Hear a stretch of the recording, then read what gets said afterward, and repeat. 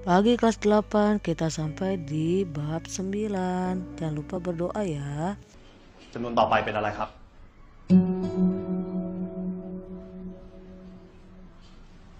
ก็เห็นใจของแกนะ แต่ที่นี่โรงเรียนมันไม่ใช่บ้าน นั่นดีเด็กจะเอาสมาธิที่ไหนไปเรียนนะ เห็นลูกบอกว่าบางทีอ่ะก็ให้เด็กคอยนั่งเฝ้าด้วยนะ ดูแลแม่ครูให้ครับ เอาแม่มาทุกวันแบบเนี้ยสงสารเด็ก จริงๆอะหาคนดูแลเป็นเรื่องเป็นราวอะน่าจะดีกว่า เนี่ยผมกำลังคิดอยู่ว่าผมจะลูกไปเรียนที่อื่น สวัสดีลูกสวัสดี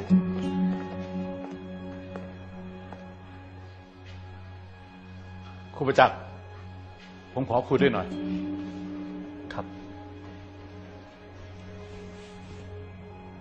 แม่ ครูครับผมกลับก่อนนะครับ ครับ สวัสดีครับ ผู้ปกครองพูดกันมาเยอะ ผมว่าครูประจักษ์ต้องคิดเรื่องนี้อย่างจริงจังแล้วล่ะ ครับ ผมพอจะหาคนดูแลแม่ครูได้นะ ขอบคุณนะครับผอ.แต่แม่ของผมให้คนอื่นดูแลแทนไม่ได้ เอาเป็นว่า แม่ สักครู่นะครับ แม่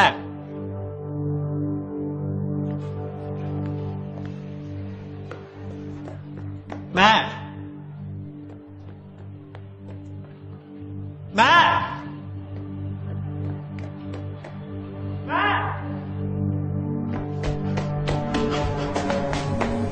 แม่ จะไปไหนเนี่ย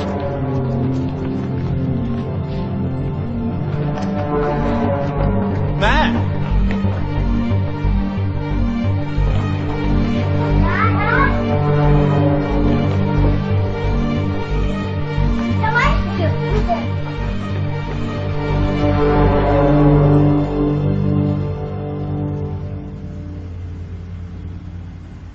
ถ้าผมโต ผมจะขับรถให้แม่นั่ง เป็นอะไร แม่จอด อะไรอะลูก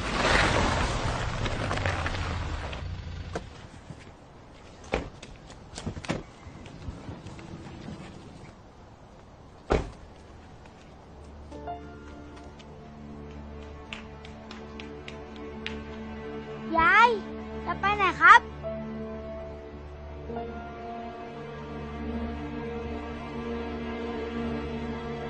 ที่ผมนัดผู้ปกครองมาวันนี้ ก็ได้เรื่องที่หลายท่านร้องเรียนกันมา นั่นคือเรื่องครูประจักษ์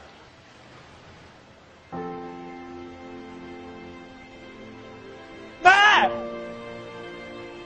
แม่ แม่ของครูประจักษ์เป็นโรคสมองเสื่อม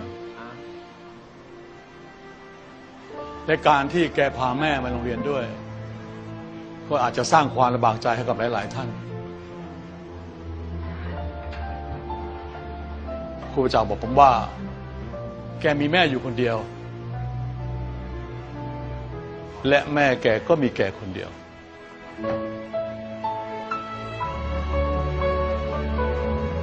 ที่ผ่านมามีหลายโรงเรียน ต้องการให้ครูประจักษ์ไปสอน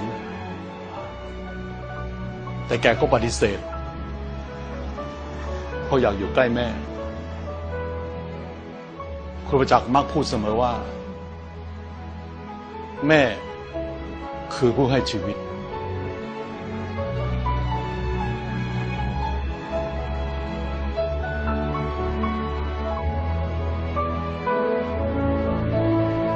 เอาละครับ เราทุกคนมีสิทธิ์ที่จะปกป้องคนที่เรารัก ถ้าท่านใดในห้องนี้ เห็นว่าครูประจักษ์ไม่มีความเหมาะสมกับการเป็นครูที่นี่ ขอให้ไปลงรายชื่อกันนะ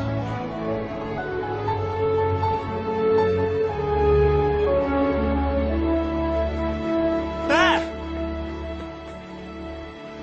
แม่ แม่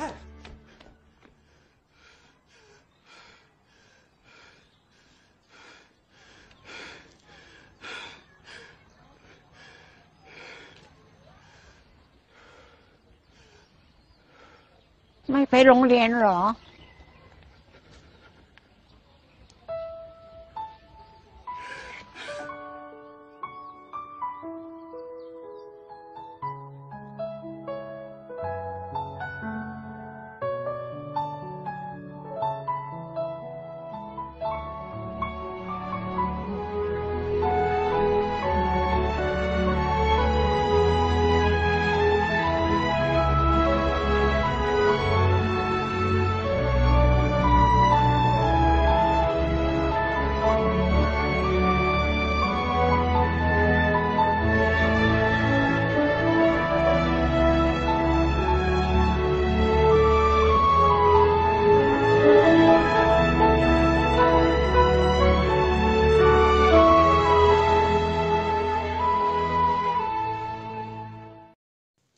Ya, setelah menonton kalian sudah mengetahui ya cerita di video tersebut.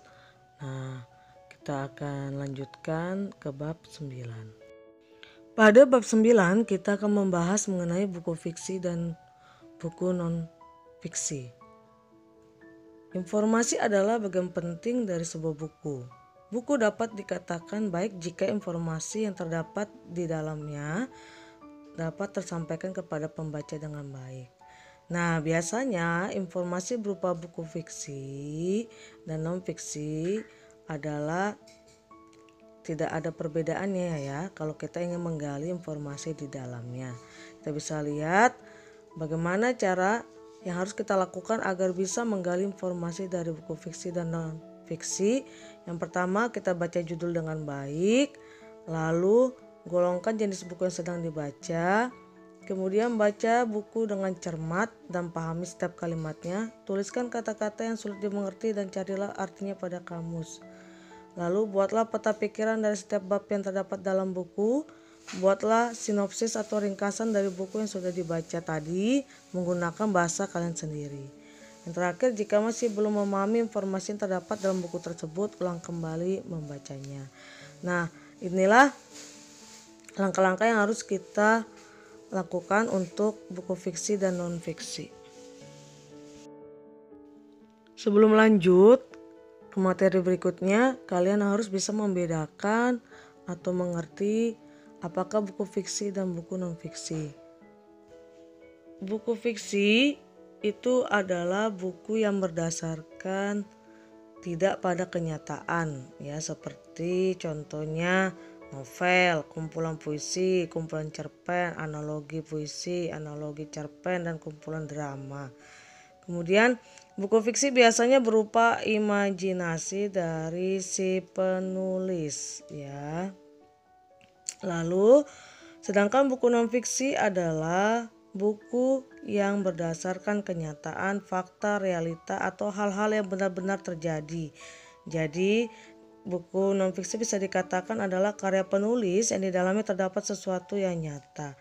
Apa yang dituliskan oleh si penulis memang benar terjadi. Contohnya adalah buku pengetahuan, skripsi, tesis, buku ilmiah, buku pelajaran, ensiklopedia, kamus, dan lain-lainnya. Itulah perbedaan dari buku fiksi dan non-fiksi. Kalau buku fiksi tidak nyata, sedangkan buku non-fiksi adalah yang nyata. Sudah mengerti ya perbedaan dari buku fiksi dan non-fiksi. Nah, berikut adalah bentuk dari atau contoh dari bagaimana cara kita mendapatkan informasi dari buku fiksi dan non-fiksi.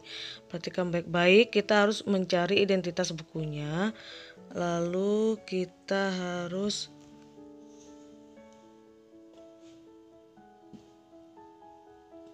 membuat penulisnya siapa, kemudian pendahuluan, sinopsis, ikhtisar, kelebihan, kekurangan. Itulah hal-hal yang harus kita lakukan agar mendapatkan informasi dari buku fiksi dan non-fiksi yang kita baca. Cara yang baik dalam membuat informasi dari buku fiksi dan non-fiksi adalah salah satunya kita bisa membuat peta pemikiran ya, peta pemikiran atau kita sebut sebagai mind mapping ya. Ini adalah alat yang digunakan supaya kita mudah menggali informasi dari buku fiksi atau non fiksi yang kita ingin ketahui. Nah, ini contohnya ya. Caranya seperti apa? Sebelum membuat peta konsep, kalian harus menyiapkan kertas kosong. Lalu jangan lupa kalian gambarkan ya. Terus kemudian siapkan spidol berwarna supaya bisa memudahkan kita dalam membuat perbedaan-perbedaan atau menggali informasi dari buku fiksi dan non fiksi yang kita peroleh. Cara membuat peta konsep, yang pertama ambil kertas kosong tadi ya, dalam posisi landscape atau horizontal. Kemudian sembari kita membaca buku yang kita ringkas, buat peta konsepnya. Kemudian tuliskan ide pokok dari bab yang sedang kita baca. Lalu itu buat ya di tengah-tengah ya, menggunakan spidol berwarna. Lalu tulislah ide pokok itu dengan cukup sebuah kata kunci yang dapat berupa kata, frasa ataupun gambar yang mewakili ide pokok tersebut. Setelah ide pokok ditulis, tulislah penjabaran dari ide pokok itu dengan spidol warna. Boleh gunakan warna yang berbeda-beda untuk membuat sub idenya. Lalu hubungkan ide pokok dengan masing-masing sub ide menggunakan sebuah garis. Buat sedemikian rupa sehingga garis penghubung berada di bawah kata kunci seperti gambar yang tadi ya. Pastikan buat sedemikian rupa ya, garis-garis tersebut berbentuk melengkung bukan lurus. Tujuannya adalah supaya otak kita tidak bosan ketika kita mengakses peta konsep. Keenam, setelah kita menuliskan penjabaran dari ide pokok atau sub ide, seiring berjalan waktu tentu kita akan menemukan penjabaran dari sub ide tersebut. Ketujuh, setelah kita menambahkan penjabaran dari sub ide ke dalam peta konsep yang ada yang sudah kita buat tadi, dengan cara yang sama seperti menuliskan ide pokok dan sub ide, tuliskan kata kuncinya, bisa berupa gambar, kata atau frasa yang pastinya mewakili masing-masing penjabaran dari sub ide tersebut. 8. Jangan lupa gunakan warna yang berbeda-beda untuk menuliskan atau menggambarkan poin-poin penjabaran itu. 9. Hubungkan masing-masing poin penjabaran dengan sub ide menggunakan garis lengkung. Yang terakhir adalah jika poin-poin penjabaran sub ide masih bisa dijabarkan lagi menjadi beberapa poin atau komponen yang lebih kecil, maka tambahkan komponen-komponen itu ke dalam peta konsep Anda. Ulangi langkah di atas hingga tidak ada lagi komponen yang dapat dijabarkan.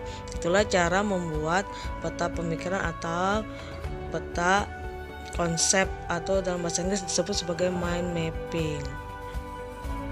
Ya, ini adalah bagian-bagian yang tadi Ibu sudah berikan ke kalian buat peta konsepnya.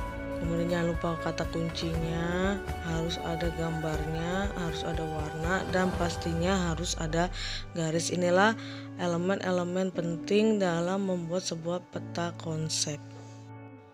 Bagaimana dengan unsur kebahasan pada buku fiksi dan non-fiksi? Pada buku fiksi dan non-fiksi terdapat yang pertama kalimat fakta. Kalimat fakta adalah sebuah kalimat yang di dalamnya mengandung sebuah kenyataan benar-benar bisa dibuktikan dan apa adanya. Contohnya adalah burung cendrawasih adalah burung Papua. Kan itu benar-benar burung cendrawasih berada di Papua. Kemudian presiden pertama Indonesia adalah Soekarno. Nah, benar ya, presiden pertama kita bernama Presiden Soekarno. Sedangkan kalimat opini, kalimat yang di dalamnya mengandung penilaian dari seseorang, masih serba kemungkinan, belum tentu terjadi, dan seringkali terdapat kata sangat, kiranya, jika, andai, kelihatannya, harus, dan lain-lain. Berikutnya, setelah kalimat fakta dan opini terdapat ungkapan atau frasa idiomatik, di mana memiliki pengertian yaitu gabungan dua kata atau lebih yang mempunyai makna baru. Biasanya makna yang timbul bukan makna yang sebenarnya dan tidak ada hubungan dengan kata yang membentuknya. Berikut adalah contoh ungkapan. A. Banting tulang sama dengan kerja keras. Gulung tikar sama dengan bangkrut. Angkat kaki sama dengan pergi. Naik pitam sama dengan marah. Buah bibit sama dengan topik pembicaraan. Angkat tangan artinya menyerah. Meja hijau pengadilan. Buah tangan oleh-oleh. Kutu buku orang yang suka baca buku. Kepala dingin tenang. Jago merah, api kebakaran, bunga tidur, mimpi, dan yang terakhir adalah panjang tangan disebut suka mencuri. Inilah yang disebut kata ungkapan atau frasa idiomatik. Berikutnya adalah tanggapan. Tanggapan merupakan respon terhadap fakta yang ada. Ya, bisa berupa kalimat pendapat yang didasarkan pada isi teks. Bila isi teksnya menginformasikan hal positif, dapat dibuat tanggapan yang positif berupa persetujuan. Namun bila isi teksnya negatif, tanggapan bisa berisi negatif atau penolakan, biasanya dengan diikuti kalimat saran. Saran adalah pendapat atau usul, anjuran, cita-cita yang dikemukakan untuk dipertimbangkan. Kalimat tanggapan sendiri terbagi menjadi dua jenis, yaitu kalimat tanggapan positif dan kalimat tanggapan negatif. Ya, kalau yang positif biasanya suatu komentar atau reaksi yang bersifat optimis atau mendukung. Kalau tanggapan negatif adalah reaksi atau komentar yang bersifat menjatuhkan atau tidak setuju dengan suatu peristiwa atau teks. Contohnya, karakter lalu lintas di jalur Cikampek Cirebon memang sangat berbeda dengan jalur lainnya. Jalur ini dipadati oleh truk dan bus dari berbagai jenis dan ukuran. Tak pelak lagi pengemudi kendaraan pribadi harus ekstra hati-hati. Maka tanggapannya adalah, menurut saya jika melewati jalur Cikampek Cirebon kita harus ekstra hati-hati karena jalur ini berbeda dengan jalur lainnya. Ya, itulah contoh dari sebuah kalimat tanggapan. Sudah mengerti ya sampai sini ya? Tadi unsur kebahasan ada berapa? Iya, betul, ada kalimat tanggapan, frasa idiomatik, kemudian kalimat fakta, dan kalimat opini. Itulah unsur kebahasan dari buku fiksi dan non-fiksi. Lalu bagaimana caranya menelaah unsur buku fiksi dan non-fiksi? Ya, pastinya kita harus memperhatikan unsur-unsur yang ada di dalamnya. Dalam buku fiksi, telaah meliputi identitas buku, terdiri dari judul buku, penulis, penerbit, tahun terbit, kota terbit, tebal buku, dan jenis buku, biografi pengarang, tujuan penulisan buku, ringkasan buku, sinopsis buku, unsur intrinsik yaitu terdiri dari tema, tokoh, penokohan, alur, sudut pandang, latar, dan amanat, keunggulan dan kelemahan buku, dan kesimpulan. Sedangkan pada buku non-fiksi yang bisa kita telaah yaitu identitas buku, terdiri dari judul buku, penulis, penerbit, tahun terbit, kota terbit, tebal buku, dan jenis buku, biografi pengarang, tujuan penulis buku, ringkasan buku, keunggulan dan kelemahan buku, dan yang terakhir adalah kesimpulan. Itulah unsur-unsur yang bisa kita telaah dalam buku fiksi dan buku non-fiksi. Setelah kita menelaah, maka kita bisa menanggapi buku fiksi dan buku non-fiksi. Ya, yaitu dengan cara kita menanggapinya melalui sebuah penilaian yang kita sebut sebagai resensi. Resensi dalam Kamus Besar Bahasa Indonesia atau KBBI adalah sebagai pertimbangan atau pembicaraan tentang buku dan sebagainya. Menurut WJS Purwadarminta, yaitu resensi dikatakan pertimbangan atau perbincangan tentang sebuah buku yang menilai kelebihan atau kekurangan buku tersebut, menarik tidaknya tema dan isi buku, kritikan dan memberi dorongan kepada khalayak tentang perlu tidaknya buku tersebut dibaca dan dimiliki atau dibeli. Perbincangan tersebut dimuat di surat kabar atau majalah. Jadi secara garis besar, arti kata resensi adalah kegiatan untuk mengulas atau menilai sebuah hasil karya, baik itu berupa buku, novel, maupun film dengan cara memaparkan data-data sinopsis dan kritikan terhadap karya tersebut. Berikut adalah hal yang biasanya terdapat dalam sebuah resensi buku, yaitu identitas buku, kepengarangan, sinopsis, penilaian buku, dan terakhir adalah tanggapan terhadap isi buku tersebut. Ya, itulah hal-hal yang bisa kita lakukan dalam meresensi sebuah buku fiksi dan non-fiksi. Nah, kalian sudah mengerti ya semua penjelasan yang sudah Ibu berikan. Jadi, Sekarang tugas hari ini adalah kalian catat di buku catatan kalian penjelasan yang sudah Ibu berikan, lalu kirim ke GCR. Ibu tunggu sampai jam 10 pagi ini. Jadi sampai jumpa di pertemuan berikutnya. Tetap sehat dan tetap semangat. Salam untuk keluarga di rumah. Selamat pagi.